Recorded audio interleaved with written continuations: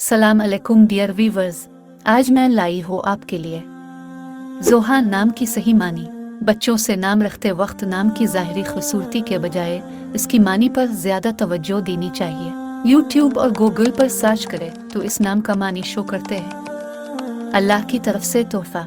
उनके मुताबिक भी ज़ोहान नाम की मीनिंग अल्लाह की तरफ से तोहफा है। अब आते हैं इन सही मानी के तरफ। ज़ोहान की मानी है अलग होना, दूर होना, हटाना, मुंतशिर करना वगैरह। इस नाम की मानी अच्छी नहीं है। बच्चों के नाम रखने में बेहतर तरीका यह है कि अंबिया, सहाबा, औलिया वगैरह नेक लोगों के नाम पर नाम रखे जाएं, वरना कम अज कम ऐसा नाम रखा जाए जिसके मानी अच्छे हों। ज़ोहान नाम के बजाय मेरी राय के मुताबिक ज़कवान नाम रखना चाहिए, जो बोलने में भी प्यारा और मानी भी प्यारी। ज़कवान नाम कई सहाबा का नाम है।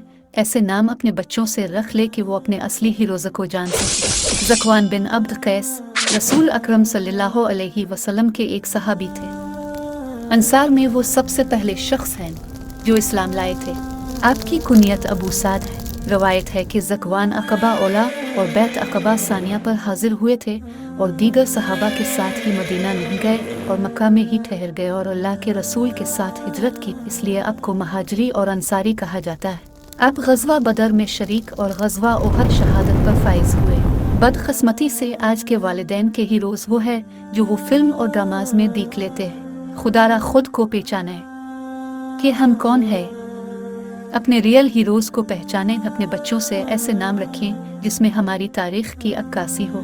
रिसर्च करके सही मानी तलाश करना और फिर वीडियो बनाना हमारा काम और शेयर करना आपका काम। सहूलत के लिए हमारी चैनल अथेंटिक मुस्लिम नाम से इस्तिफ़ादा हासिल कर सकते हैं। शुक्रिया। अपनी दुआओं में याद रखें।